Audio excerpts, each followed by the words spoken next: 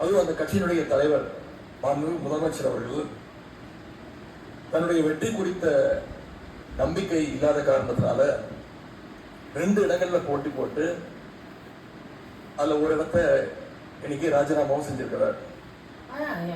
இன்னும் அந்த தொகுதி மக்களை சந்திச்சு நேரில் சந்திச்சோ இல்ல ஒரு அறிக்கை மூலமாகவோ ஒரு நன்றியை கூட இன்னும் தெரிவிக்கல. அது மட்டும் இல்ல, நேத்து உயர்நீதிமன்றம் அளிச்ச தீர்ப்புல ஆளுங்கட்சியை சேர்ந்த திருப்பத்தூர் சட்டமன்ற தொகுதியினுடைய மாண்புமிகு உறுப்பினர் வாக்கெடுப்புல கலந்து கொள்ள கூடாதுன்னு நீதிமன்றத்துல சொல்லிட்டு இருக்கிறாங்க. அதனால இப்ப ஆளுங்கட்சிக்கு வெறும் 106 இடங்கள் தான் இருக்கு. ஆனாலும் தேர்தல்ல தனக்கு எதிராக எங்க தலைவர் அமைச்சர் கூட்டணியில போட்டியிட்ட கட்சிகளை எல்லாம் இன்னைக்கு சேர்த்துக்கிட்டு பெரும்பான்மைக்கான கடிதத்தை ஆளுநருக்கு கொடுத்து இன்னைக்கு இந்த ஆட்சி அமைக்கப்பட்டிருக்கு.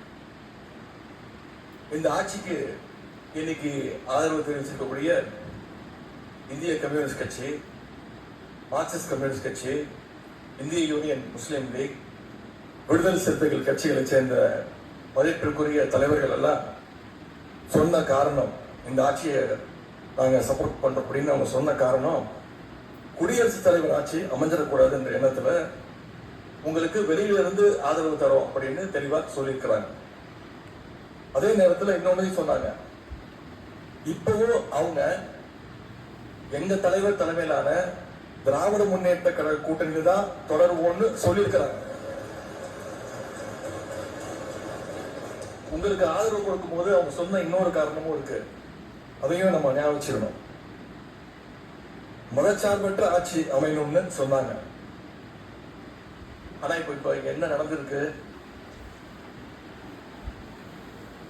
உங்க கொள்கை எதிரின்னு சொன்ன பாஜக தலைமையிலான என்டிஏ கூட்டணியில போட்டியிட்ட ஒரு சட்டமன்ற உறுப்பினரை அந்த கட்சி தலைவருக்கே தெரியாம, அந்த கட்சி தலைவருக்கு தெரியாம திருட்டுத்தனமாக இந்த ஆட்சிக்கு ஆதரவு தர வச்சிருந்தீங்க.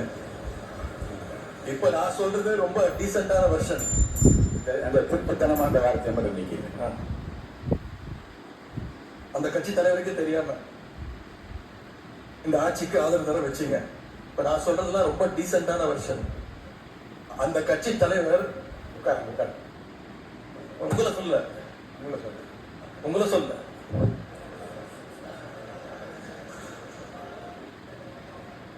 உட்காருங்க. மாண்பு உறுப்பினர் காமராஜ் உட்காருங்க. மாண்பு உறுப்பினர் காமராஜ் உட்காருங்க. மாண்பு உறுப்பினர் காமராஜ் உட்காருங்க.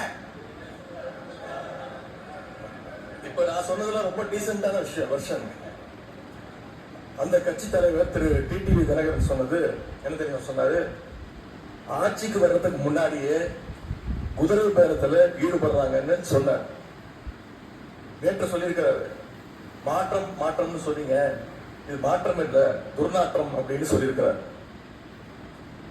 அடுத்து அதே பாஜக தலைமையிலான என்டிஏ கூட்டணியில் இருக்கக்கூடிய பெரிய கட்சியான அதிமுக இன்னைக்கு கிட்டத்தட்ட 2ஆ பிளவுபட்டிருக்கு.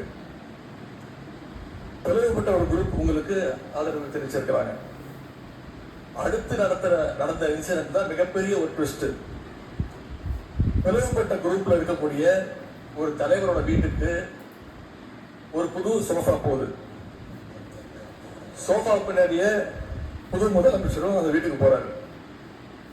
புதுமையான ஆட்சின்னு சொன்னீங்க. இன்னைக்கு புஷ்பா பட பாணியில ஆட்சி நடந்துகிட்டு இருக்கு. தமிழ்நாட்டு வரலாற்றிலேயே முதன்முறையாக, இந்திய வரலாற்றிலேயே முதன்முறையாக ஒண்ணு நடந்திருக்கு.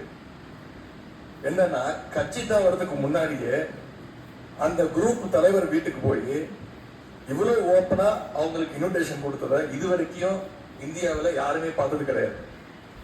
இதை பார்த்துட்டு மக்கள் இன்னைக்கு என்ன தெரியுமா கேட்கிறாங்க? சேஞ்சுன்னு சொன்னீங்களே, இந்த சேஞ்சுக்கு பின்னாடி மிகப்பெரிய எக்ஸ்சேஞ்ச் இருக்கோ அப்படின்னு மக்கள் சந்தேகப்படுறாங்க. இப்படிப்பட்ட ரொம்ப புதுமையான வித்தியாசமான செயல்பாடுகளால நம்பிக்கை வாக்கெடுப்பு கோரும் முன்பாகவே இந்த ஆட்சி அவங்களுக்கு வாக்களிச்ச மக்களுடைய நம்பிக்கையை இழந்துருச்சு. இவங்களுக்காக ஆதரவு கொடுத்த எங்க தோழமை இயக்கங்களுடைய நம்பிக்கையும் கொஞ்சம் கொஞ்சமா சிதைச்சிட்டு இருக்கு. தேர்தல் நேரத்துல ஊழல் சக்தின்னு சொன்னீங்க. ஆனா இன்னைக்கு சோசியல் மீடியால மக்கள் உங்களை பார்த்து கேள்வி கேட்க ஆரம்பிச்சுட்டாங்க. என்ன கேட்கிறாங்க தெரியுமா? அந்த ஊழல் சக்தியோட சேர்ந்து இருக்கக்கூடிய ஆளுங்கட்சிய இப்ப என்ன சக்தின்னு கூப்பிட போறாங்க. கிளீன் கவர்மெண்ட் சொன்னாங்க. இதுதான் உங்க கிளீன் கவர்மெண்டுடைய லட்சணமான மக்கள் கேட்க ஆரம்பிச்சிட்டாங்க.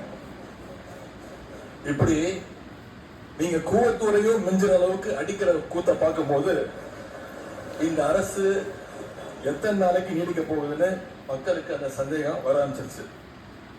முதல் கோணலே முற்றிலும் கோணல்ற மாதிரி உங்க நடவடிக்கை எல்லாமே இன்னைக்கு மீம் கண்டென்ட்டா மாறிடுச்சு.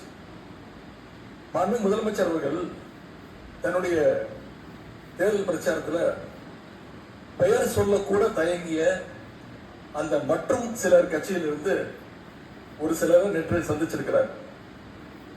அந்த மற்றும் சிலரில் இருந்து ஒரு சிலர் அமைச்சராக வருவதற்காகவும் வாய்ப்புகள் இருக்கிற செய்திகள் வருது.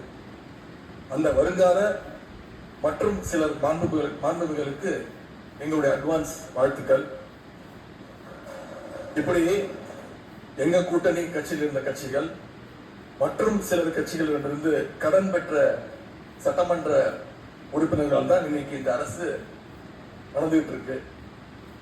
இப்படி எம்எல்ஏக்களை எல்லாம் கடன் பெற்று ஆட்சி நடத்துகின்ற முதலமைச்சர் தான் அளித்துள்ள போலி வாக்குறுதிகளை நிறைவேற்ற முடியாதுன்னு தெரிஞ்ச உடனே